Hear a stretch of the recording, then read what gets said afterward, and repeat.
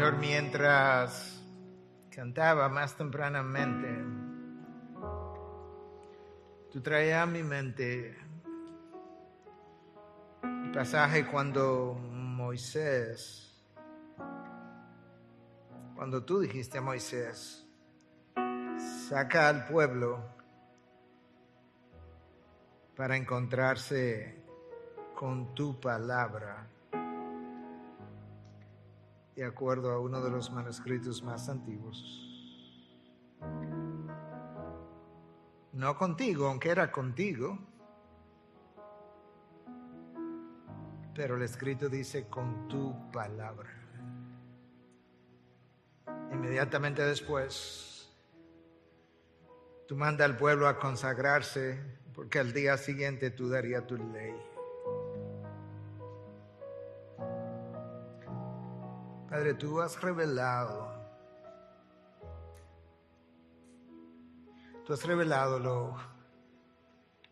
la necesidad que tiene tu pueblo de prepararse para encontrarse contigo, y nosotros estamos al punto de encontrarnos con tu palabra.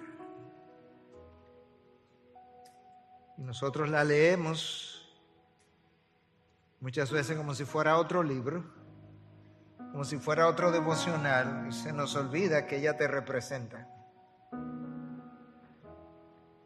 Se nos olvida como que ella es igualmente santa como tú eres santo. Se nos olvida que cuando nos paramos a leer tu palabra, es poner tu palabra, es delante de ti que nos estamos parando. Oh Señor, como cantábamos, cuánta iniquidad hay en las vidas de tus hijos, que si tú las contaras, ¿quién pudiera permanecer de pie?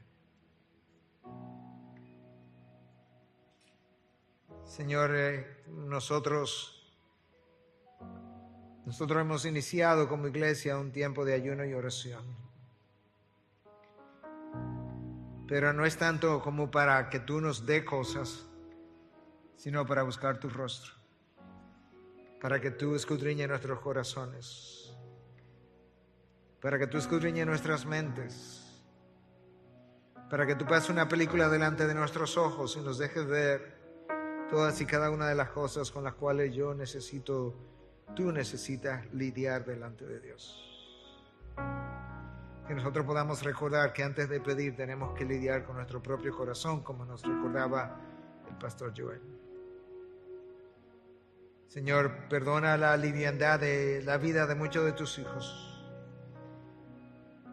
Perdona que la vida eterna ha perdido valor, la vida temporal ha cobrado vigor. Perdona, Dios, que las cosas de este mundo brillan y atraen mucho más muchas veces que las cosas del mundo venidero.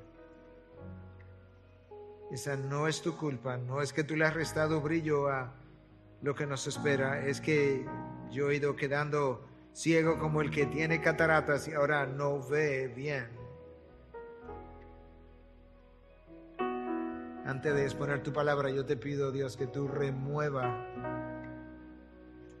las cataratas de nuestros ojos, los ojos del corazón, los ojos del entendimiento, y tú nos permita ver tu santidad, ver nuestra iniquidad, ver el triunfo de Cristo que nos llama a una mayor santificación. Y ayuda a tu siervo, Dios, porque Él mismo está en necesidad de que tú lo santifiques, que tú lo fortifiques, que tú lo levantes y lo sostenga en esta hora, porque para esto tú me llamaste en este momento. Su pueblo dice, amén, amén. Bendiciones. Amén, amén. Amén. Puedes abrir la primera epístola del apóstol Pedro, el capítulo 3. Vamos a estar leyendo prontamente, pero no todavía. Necesito introducir el pasaje. Este pasaje le da continuación, obviamente, al mensaje del domingo anterior. Es un pasaje que presenta cierta dificultad de interpretación lo ha hecho con múltiples exégetas a lo largo de cientos de años. De manera que si este ha sido un pasaje que ha dado lugar a mucha discusión, nosotros necesitamos de la asistencia del Espíritu de Dios para que ilumine nuestro entendimiento en la medida en que nosotros trillamos sobre él. Yo le decía a uno de nuestros ancianos entre cultos que mientras predicaba en el mensaje anterior, yo me sentía que estaba caminando sobre huevos por la dificultad hermenéutica de algunos de estos textos. Manera de introducción, yo quiero recordarte cosas que hemos dicho en el pasado, y es que textos oscuros de la palabra de Dios necesitan ser vistos a la luz de textos más claros que hablan de lo mismo. También quiero recordarte que todo el Antiguo Testamento tiene que verse a la luz del Nuevo Testamento. Y en tercer lugar, que es mucho más fácil entender el Antiguo Testamento una vez tú entiendes el Nuevo Testamento, y la razón es que el Nuevo Testamento estaba escondido en el Antiguo Testamento, y esa es la razón por la que gente del pasado, anterior a Cristo, tuvo tanta dificultad en entender las cosas que habrían de venir. Y de la misma forma el Antiguo Testamento es revelado en el Nuevo Testamento, y eso es lo que hace más fácil entender el Nuevo para regresar al Antiguo y entonces poder ver lo que otros no pudieron ver de forma más clara. El título de mi mensaje en la mañana de hoy es El triunfo de Cristo motiva mi santificación. De manera que sea lo que sea que yo vaya a decir en esta mañana, de alguna forma yo tengo que hablar del triunfo de Cristo, de alguna forma yo tengo que hablar de nuestra santificación, y de alguna manera yo tengo que unir, relacionar esas dos cosas. Y lo que yo quiero hacer entonces, yo voy a dividir mi título del mensaje en dos, y voy a dividir el pasaje que vamos a cubrir también en dos, de manera que en 1 de Pedro 3, del versículo 18 al 22, yo pueda ver el triunfo de Cristo, y en la misma carta, pero ya en el capítulo 4, del versículo 1 al 6, yo pueda ver de qué manera ese triunfo motiva o debe motivar mi santificación. Y con eso yo quiero que podamos leer 1 de Pedro 3, capítulo, o mejor dicho, versículo 18 hasta el 22. Porque también Cristo murió por los pecados una sola vez, el justo por los injustos, para llevarnos a Dios, muerto en la carne, pero vivificado en el Espíritu. En el Espíritu también fue y predicó a los espíritus encarcelados, quienes en otro tiempo fueron desobedientes cuando la paciencia de Dios esperaba en los días de Noé durante la construcción del arca, en la cual unos pocos, es decir, 8 personas, fueron salvadas por medio del agua.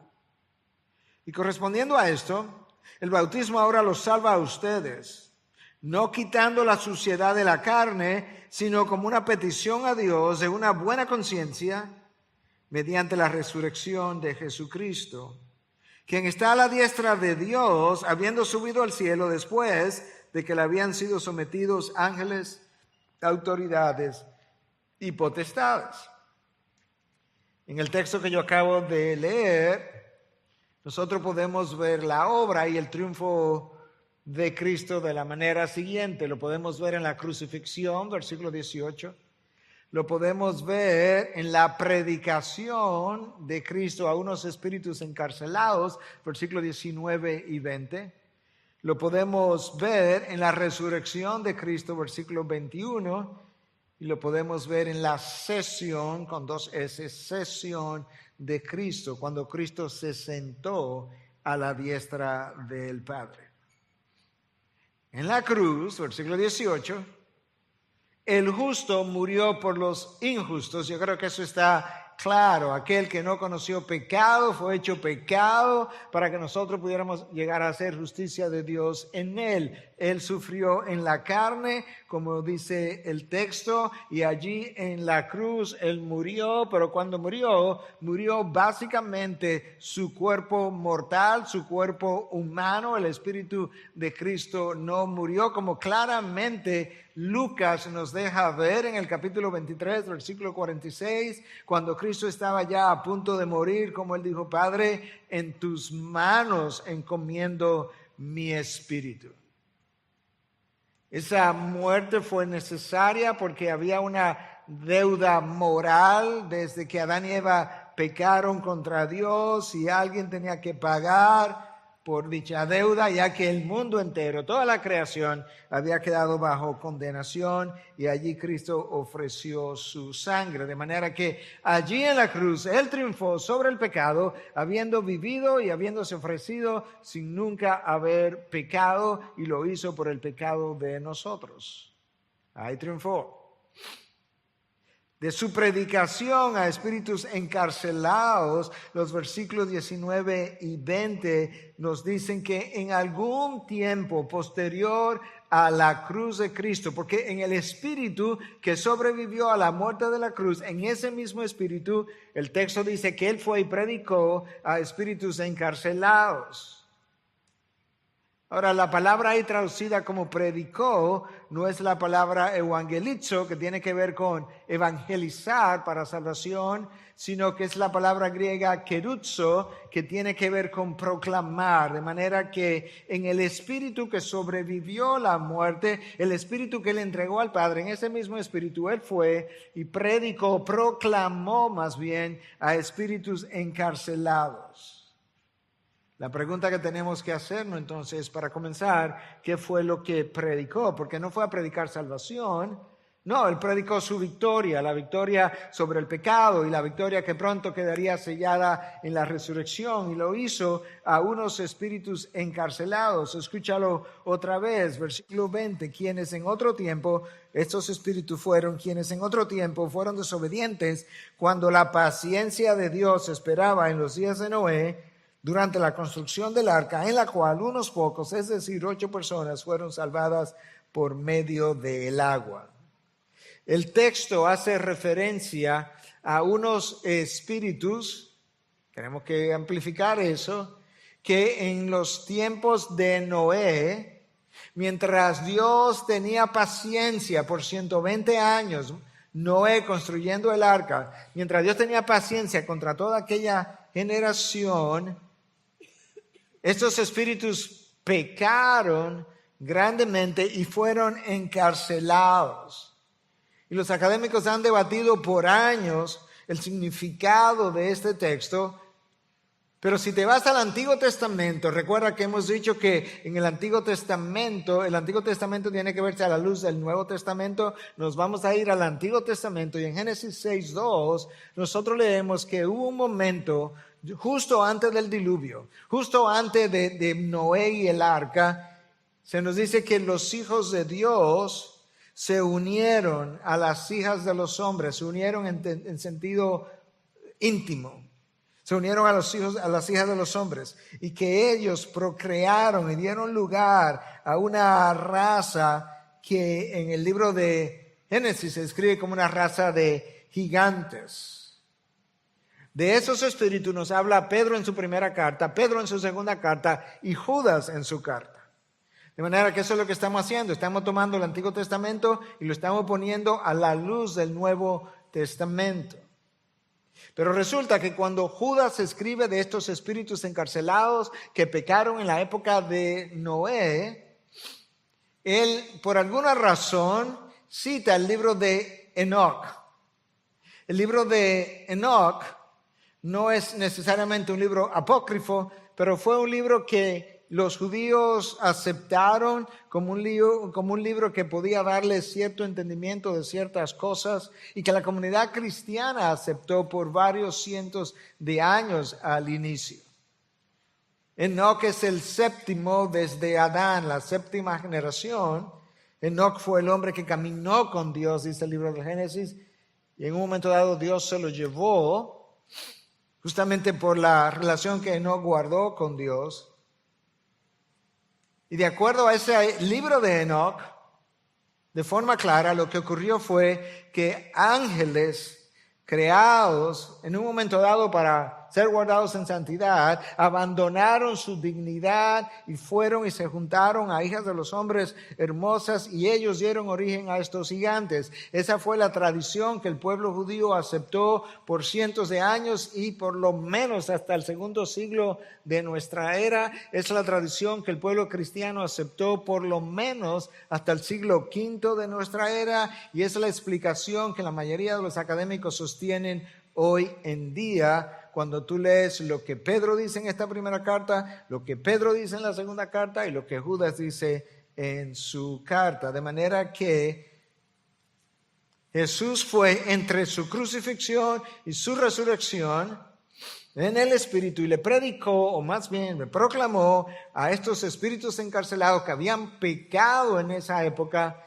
le proclamó su victoria, porque ellos no eran ni omnipresentes ni omniscientes para saber que él había triunfado sobre el pecado, triunfaría el domingo sobre la muerte, y ellos necesitaban reconocer, escuchar como parte de su condenación que su juicio había quedado sellado porque el Hijo de Dios había triunfado. Estos ángeles no se sometieron a la autoridad de Dios, no se sometieron a la autoridad de Cristo, el capitán del ejército celestial. De manera que en el versículo 18 se nos habla de la obra y el triunfo de Cristo en la cruz. En los versículos 19 y 20 se nos habla de la proclamación de ese triunfo a espíritus encarcelados. En el versículo ahora 21 se nos habla de el triunfo de Cristo en su resurrección. Lo que Pedro hace es que en el versículo anterior al 21 nos habla de la salvación que Dios trajo a 8 personas por medio del arca en medio de las aguas. Y entonces compara nuestro bautismo, literalmente lo compara con las aguas del diluvio.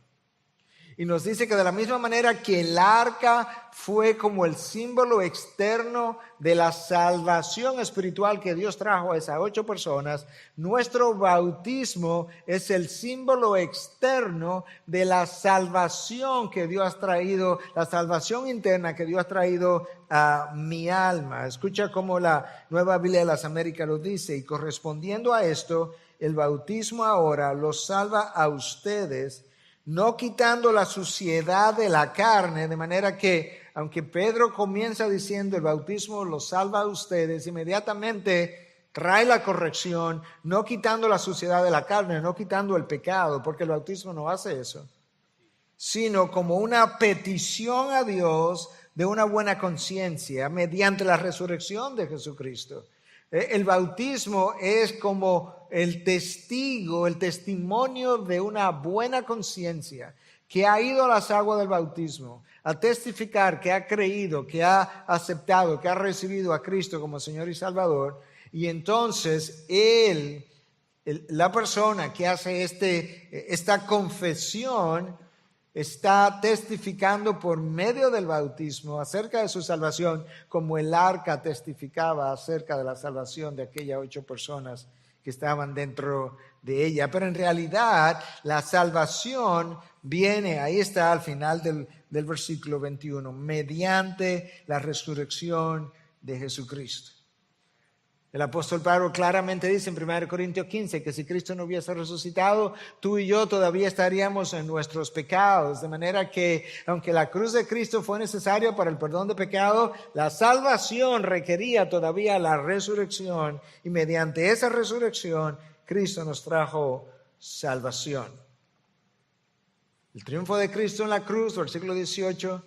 La proclamación del triunfo de Cristo, versículos 19 y 20 a espíritus encarcelados.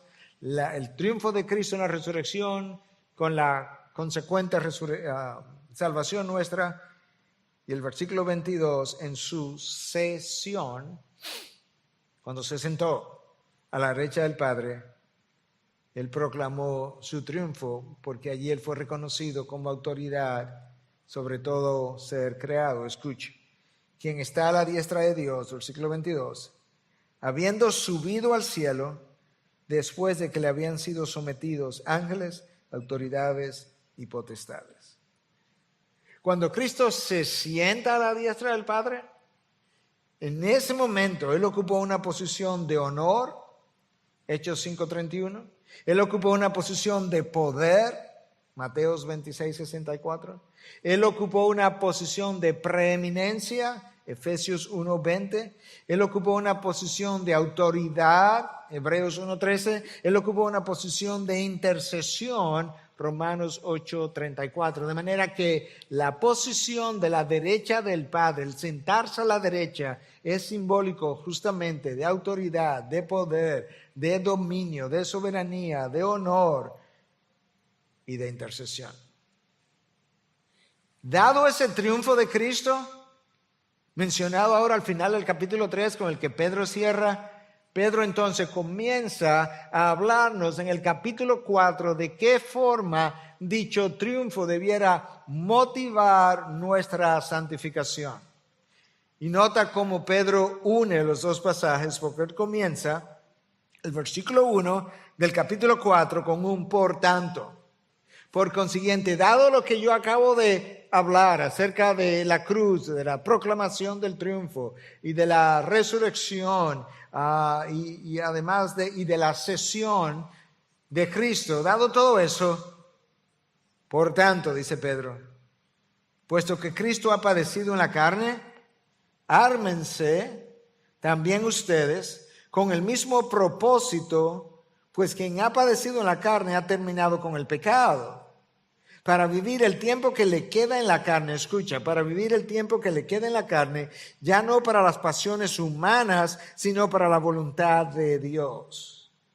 Porque el tiempo ya pasado les es suficiente para haber hecho lo que le agrada a los gentiles, habiendo andado en sensualidad, lujurias, borracheras, orgías, embriagueces y abominables idolatrías. Y en todo esto se sorprenden de que ustedes no corren con ellos en el mismo desenfreno de disolución y los insultan. Pero ellos darán cuenta a aquel que está preparado para juzgar a los vivos y a los muertos. Porque con este fin fue predicado el evangelio aún a los muertos, para que aunque sean juzgados en la carne como hombres, vivan en el espíritu conforme a la voluntad de Dios. Esta porción de Pedro, del capítulo 4, de la epístola de Pedro, también tiene ciertas dificultades. Pero aquí hay varias enseñanzas que necesitamos recoger. Enseñanza número 1. Si Cristo sufrió en la carne con la intención de librarnos de pecado, ahora nos toca a nosotros, si es necesario, sufrir para alejarnos de dicho pecado. Yo te leí el texto de la Nueva Biblia de las Américas, yo te lo voy a leer de la Nueva Traducción Viviente. Por lo tanto, ya que Cristo sufrió dolor en su cuerpo, ustedes prepárense, adoptando la misma actitud que tuvo Él, y estén listos para sufrir también, pues si han sufrido físicamente por Cristo, han terminado con el pecado. La palabra traducida por la Nueva Biblia de las Américas como ármense es una metáfora militar para referirse a alguien que se viste de una manera particular para la guerra. De manera que Pedro nos está diciendo, vístanse de una manera en particular para una guerra, para una lucha, porque Cristo luchó en la carne y luchó en la carne para darnos libertad de pecado. Entonces nosotros debiéramos armarnos con el mismo propósito, dice el texto, que es otra forma de decir, nosotros debiéramos armarnos con la misma actitud, debiéramos tener el mismo valor o coraje, la misma intencionalidad de estar listo para sufrir, para rechazar el pecado si fuese necesario. Quizás esta cita de James Guthrie, uno de los mártires y puritanos del siglo de los años de 1600, quizás nos ayude a entender lo que Pedro está tratando de decirnos. Justo antes de morir, él escribía lo siguiente: queridos amigos, ofrece esta copa de sufrimiento como yo lo he hecho, en vez de pecar. Porque el pecado y el sufrimiento me han sido ofrecidos como alternativas. Tú puedes sufrir y morir como mártir, o tú puedes rechazar a tu Cristo y pecar. Porque el pecado y el sufrimiento me han sido ofrecidos como alternativas y yo he elegido el sufrimiento. En esencia es lo que Pedro nos está diciendo. El versículo 1 del capítulo 4 termina diciendo que aquel que ha sufrido en la carne ha terminado con el pecado. Pedro no nos está diciendo que nosotros no vamos a volver a pecar. No, esa no es la idea. Lo que Pedro sí está diciendo es que si Cristo sufrió en la carne para librarme de pecado, yo debo tener la misma actitud para poder librarme del pecado que Él pagó.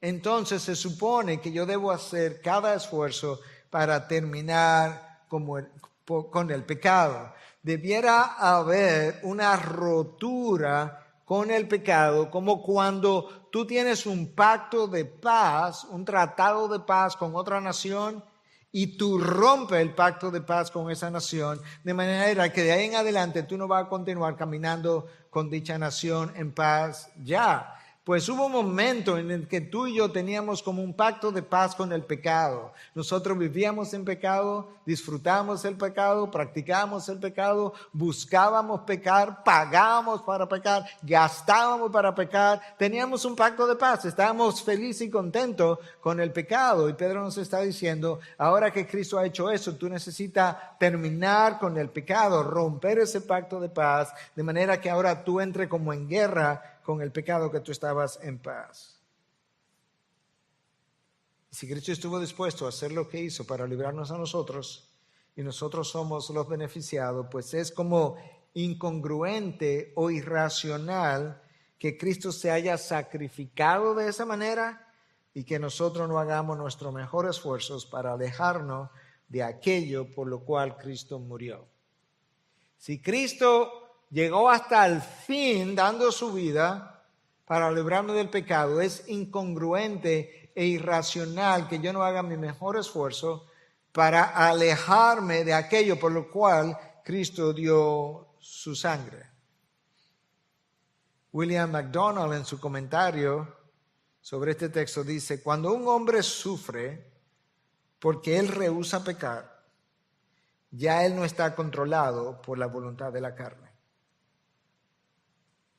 Y si no estamos controlados por la voluntad de la carne, ¿qué es lo que nos controla?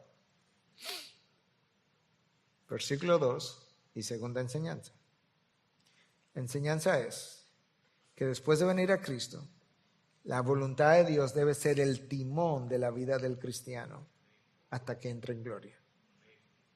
Después de venir a Cristo, lo único que debe dirigir tu vida es la voluntad de Dios, ninguna otra cosa, ningún razonamiento humano, ninguna idea humana, ninguna lógica humana, solamente la voluntad de Dios. Escucha cómo Pedro lo dice en el versículo 2 del capítulo 4. Para vivir el tiempo que le queda en la carne, no ya para las pasiones humanas, sino para la voluntad de Dios. Independientemente de si te quedan 6 días, 6 semanas, 6 meses, 6 años o 6 décadas de vida, Pedro dice, en el momento en que tú le entregaste tu vida a Cristo, hay una sola cosa que debe dominar tu vida, consumir tu vida, dirigir tu vida, sostener tu vida, empujar tu vida, y es la voluntad de Dios. Nosotros afirmamos con los labios que la voluntad de Dios es buena y agradable, pero vivimos como si fuera mala y desagradable, imperfecta y desagradable. Y eso lo decimos no con palabras, lo decimos en acciones. Y lo decimos cuando en vez de someternos, nos rebelamos. Lo decimos cuando en vez de darle gracia a Dios, cuestionamos su obrar. Lo decimos cuando en vez de hacer su voluntad, hacemos la nuestra.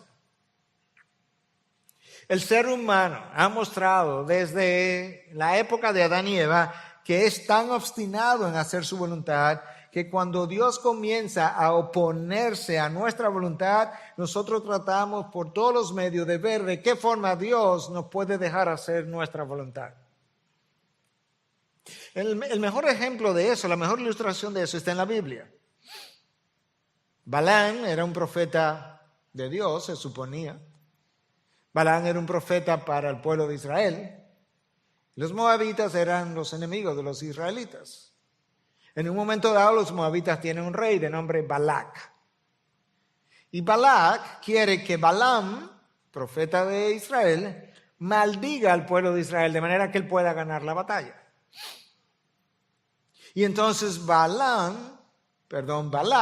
manda emisarios a Balaam para que él maldiga al pueblo, y Balaam le dice, no, porque imagínate, yo no puedo hacer eso, porque Jehová no me va a permitir hacer eso. Los emisarios regresan a Balac, le cuentan a Balac. Balac dice, bueno, pues mira, aquí va, envíale más dinero, más oro, más prendas, más de todo. Y de hecho, ve ahora con estos otros emisarios de mayor jerarquía.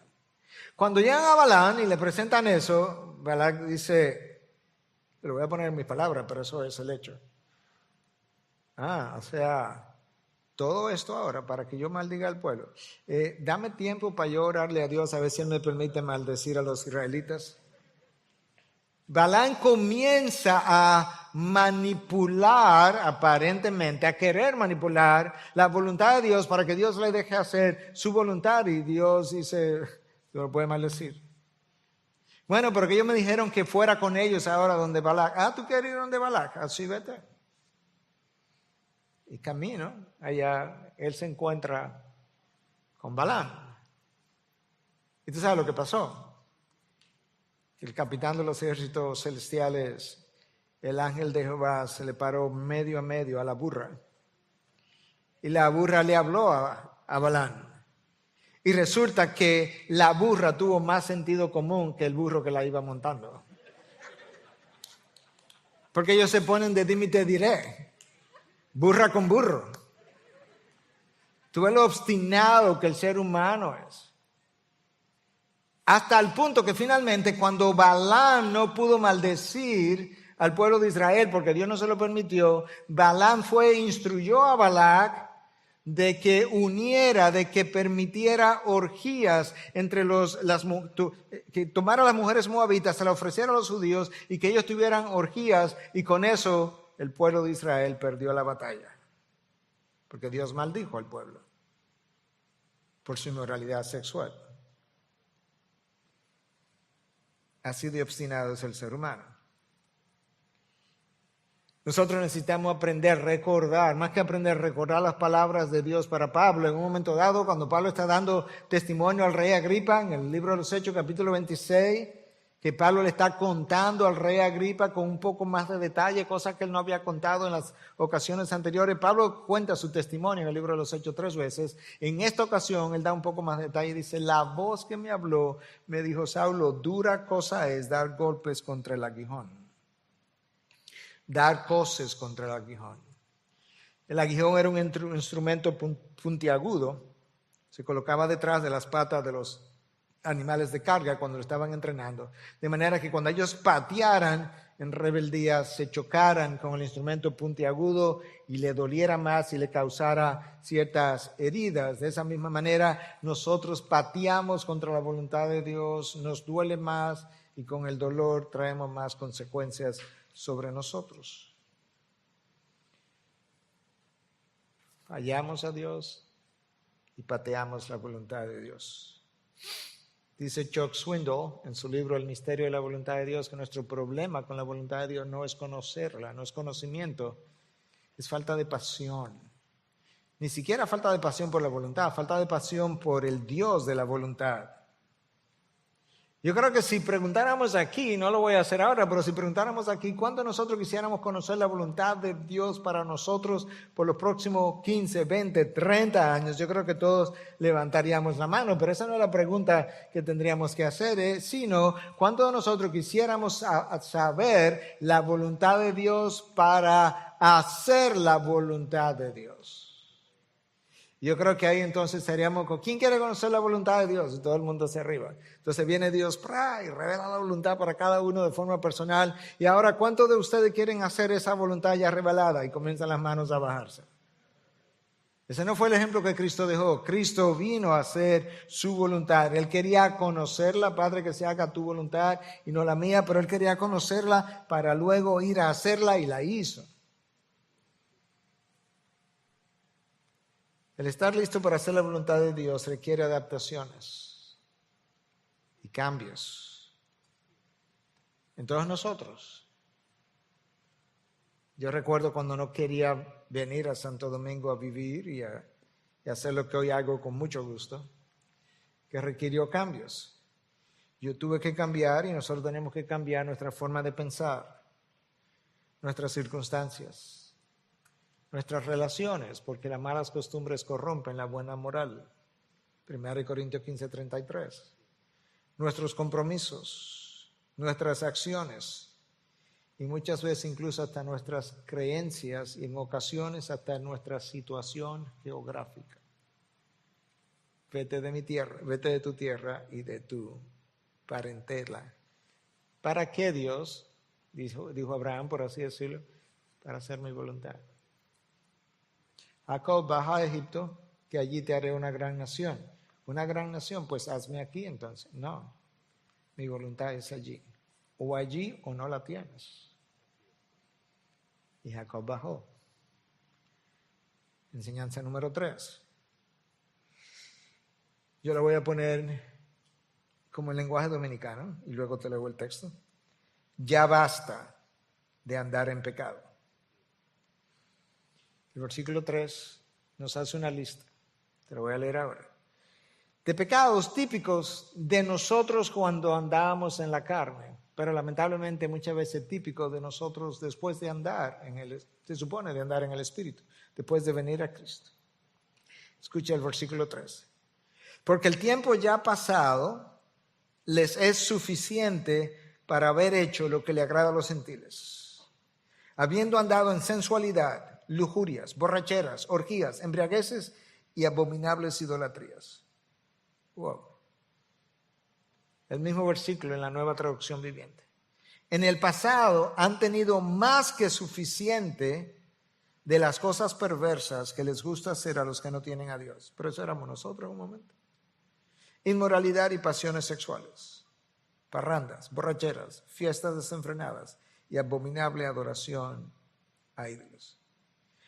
Es como si Pedro estuviera diciendo, ya basta de lucir, no sé cómo el pastor Joel lo dijo en su oración, pero ya basta de lucir como un hijo de ira en vez de un hijo de Dios.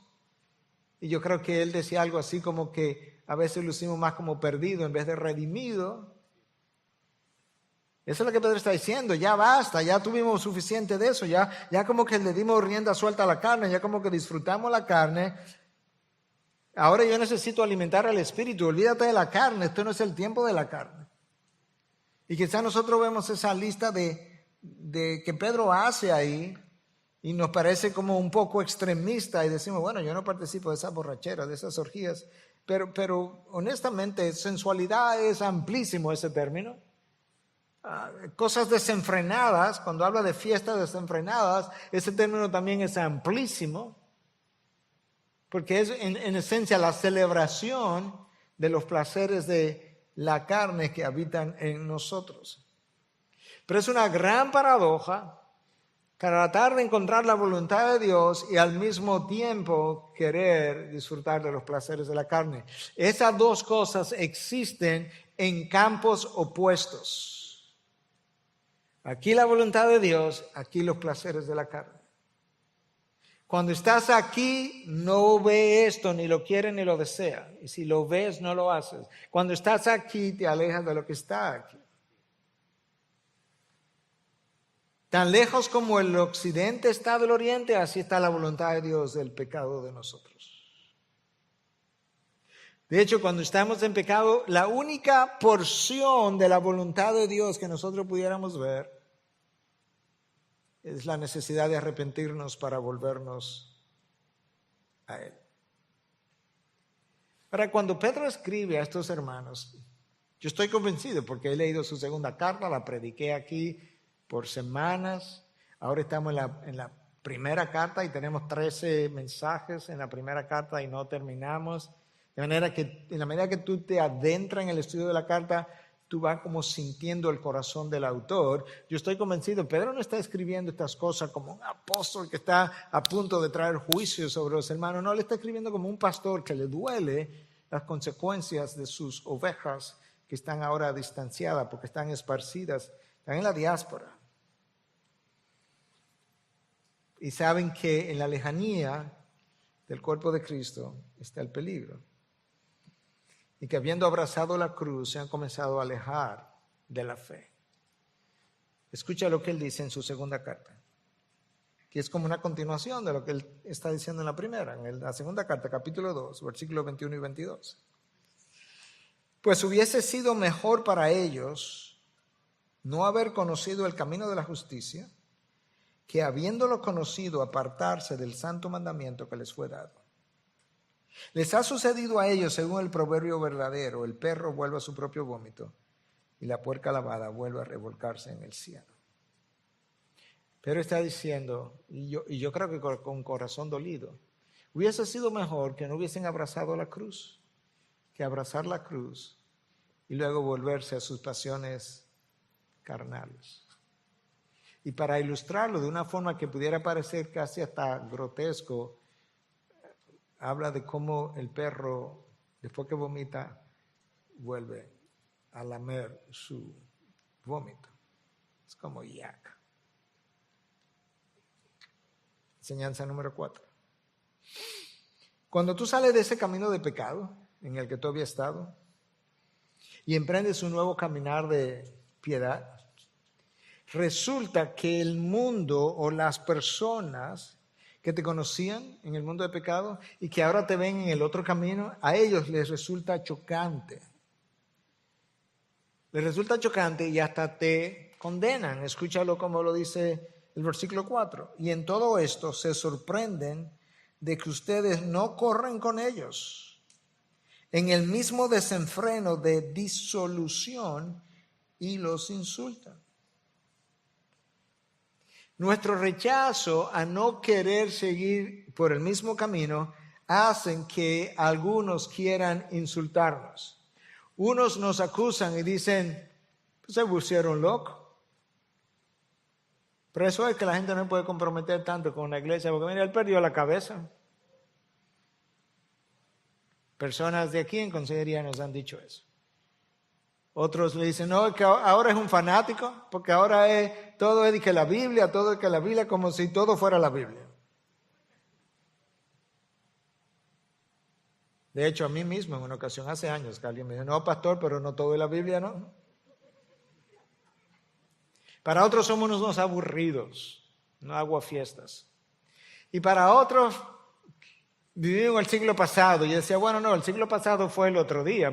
La mayoría de los que están aquí estuvieron vivos en el siglo pasado, no en el antepasado que estamos, para muchos. Y nos insultan. Bueno, no nos debe extrañar, porque cuando Cristo vino, Él representaba la luz y los hombres amaron más las tinieblas que la luz. Nosotros estábamos en tinieblas y de hecho éramos tinieblas, le dice Pablo a los Efesios, creo. Y por tanto, ahora que somos luz, pues no nos debe extrañar que las tinieblas no nos amen. No nos debe extrañar que nos condenen por andar en santidad de parte de aquellos que andan en iniquidad. El texto de hoy nos recuerda que nosotros ahora somos luz y no se justifica. Podemos entender mejor que las tinieblas rechacen la luz. Lo que es ilógico, incongruente, es que la luz ame las tinieblas. Enseñanza número 5. El mundo que nos juzga por vivir en santidad, llegará el día cuando Dios lo juzgará por vivir en iniquidad. El mundo hoy nos juzga por vivir en santidad, pero llegará el día en que Dios les juzgará a ellos por vivir en iniquidad. Versículo 5 del capítulo 4 de Primera de Pedro. Pero ellos darán cuenta a aquel, con A mayúscula, que está preparado para juzgar a los vivos y a los muertos.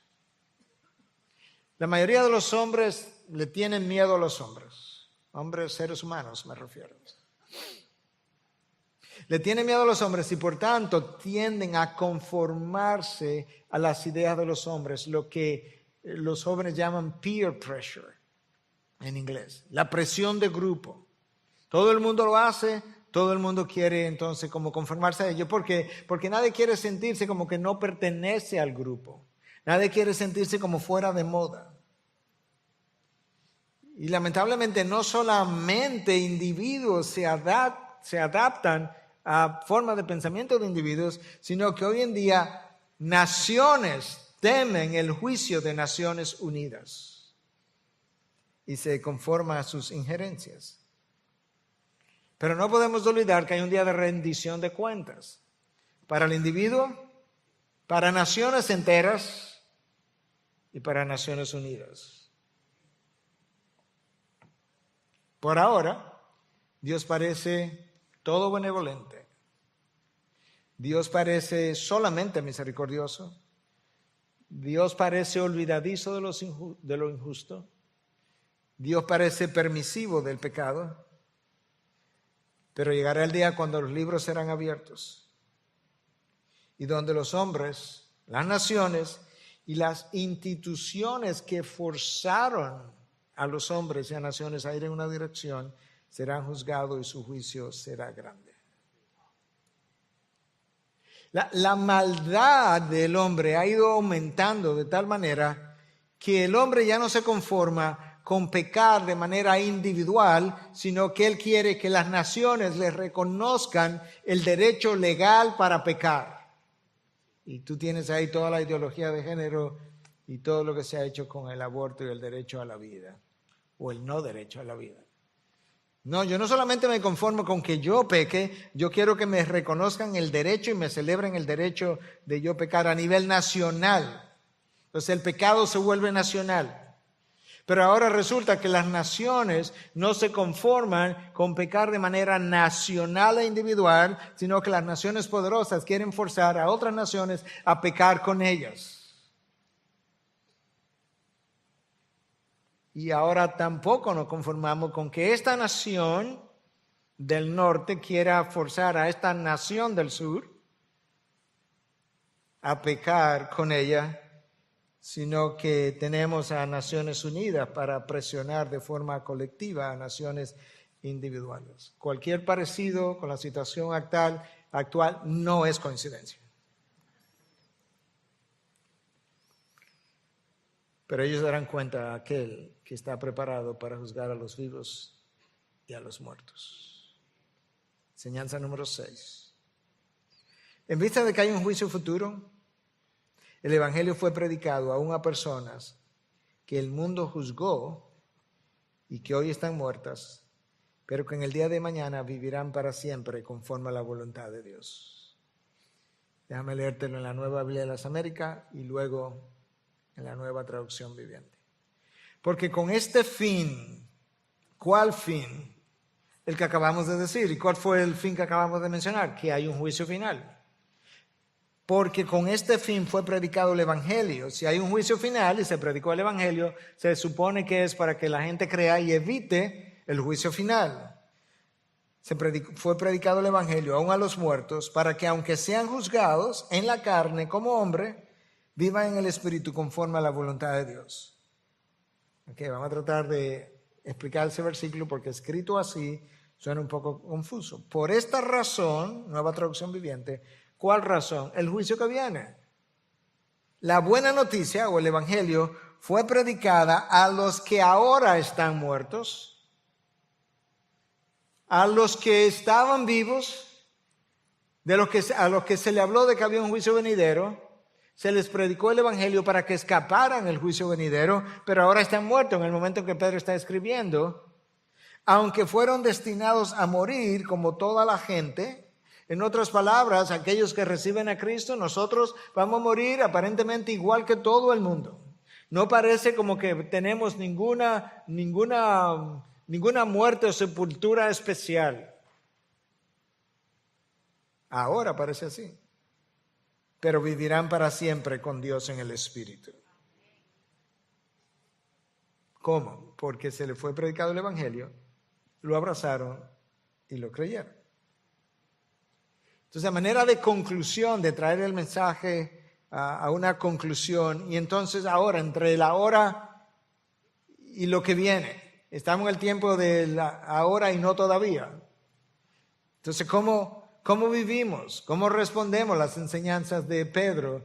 Pedro comienza diciéndonos que si Cristo sufrió en la carne para librarme del pecado, no se supone, no es racional, no es congruente que yo siga viviendo para las pasiones de la carne, sino que yo debiera hacer todo el esfuerzo posible para alejarme de la vida de pecado, porque ya Él pagó por eso y no puede ser que yo me esté congraciando en aquella cosa por la cual ya Cristo pagó y derramó sangre, le costó su sangre. Entonces, ¿con qué me quedo al final de todo esto? Número 1, recordemos que la razón por la que nosotros estamos atravesando este proceso doloroso que llamamos vida es porque una vez, en un momento, en una sola decisión, nuestros progenitores violaron la voluntad de Dios, que debe ser el timón de tu vida y de la mía. Número 2, esa es la misma razón por la que tú y yo cosechamos consecuencias por nuestras malas acciones. El hombre se rebela contra Dios. Dios le aplica consecuencias. El hombre se rebela contra las consecuencias y sufre más consecuencias. Eso le pasó al pueblo de Israel. Número 3. Nunca perdamos de vista que la razón por la que la gente se va al infierno, hay una sola razón por la que la gente se va al infierno, y es por hacer su voluntad. Recuerda que el versículo 2 habla de que ya no vivamos para las pasiones pecaminosas, sino para hacer la voluntad de Dios. La única razón por la que la gente se va al infierno es por hacer su voluntad. La única razón por la que la gente sufre consecuencias, y yo sufro consecuencias, y tú sufres consecuencias, es por hacer mi voluntad. Y la única razón por la que estamos donde estamos es porque una pareja quiso hacer su voluntad en el principio. Número 4. Recordémonos unos a otros que fuimos comprados por precio, que ya no nos pertenecemos a nosotros mismos. Que no podemos decir que le pertenecemos a Dios y luego hacer la voluntad de nosotros. Porque no somos nuestros. Pablo le dice eso a los Corintios en el capítulo 6. Ya no soy vuestros. 6:19 y 6:20. Ya no soy vuestro, fuiste comprado por precio. Número 5. No olvidemos, hermanos, que tu voluntad y la mía está profundamente influenciada por el pecado. Es una guerra que el pecado tuyo sostiene contra ti continuamente. La mayor guerra espiritual que tú libras no es con demonios, es con tu pecado. Y la guerra es continua y es intensa y es drenante y es desafiante. Ven el miércoles para que pueda escuchar mucho más de eso. Número 6. Dios puso su espíritu en nosotros para que ya no vivamos en el poder de la carne, sino en el poder de su espíritu. Nosotros hemos sido poseídos en el buen sentido por el espíritu. Él es mi dueño. Y Dios nos dio el poder de su espíritu precisamente para que yo pueda vivir la vida que Cristo compró en la cruz. Y número 7. El solo hecho de que Dios nos creó para su gloria, para la alabanza de su gloria, debiera mover al pueblo de Dios para la obediencia y la santificación. El solo hecho, podemos olvidarnos de todo lo demás. el solo hecho de que Dios nos creó para la alabanza de su gloria, debiera movernos a nosotros, a la obediencia y a la santificación. Padre, gracias. Gracias porque una palabra inspirada hace 2000 años, relevante para todo un pueblo, 20 siglos atrás, sigue siendo relevante en el día de hoy. Gracias que por medio de tu Espíritu tú has podido hacer clara la enseñanza de un texto que no lucía tan claro. Señor, como orábamos antes, una vez más, quizás esta vez simbólicamente o físicamente, como entiendas, una vez más ponemos la mano sobre nuestro corazón y te decimos, Señor, lidia con mi corazón y con mi mente. Mi problema soy yo. De la misma manera que Cristo se ofreció en la cruz, ayúdame a mí a ofrecerme todos los días en tu altar como sacrificio vivo y santo. Ese es mi culto racional. Esa es mi adoración lógica en virtud de todo lo que tú has hecho por nosotros. Y ayúdanos a no conformarnos a los patrones de este mundo, sino más bien a tener la mente renovada por medio de la transformación, o transformada por medio de la renovación de nuestra mente. Porque es de esa manera que nosotros podremos encontrar, comprobar tu voluntad, que es el timón, debe ser el timón de nuestras vidas. Una voluntad que es buena, que es agradable y que es perfecta. En Cristo Jesús, y su pueblo dice, amén, amén, bendiciones. Gracias por acceder a este recurso. Espero que haya sido de gran bendición para tu vida.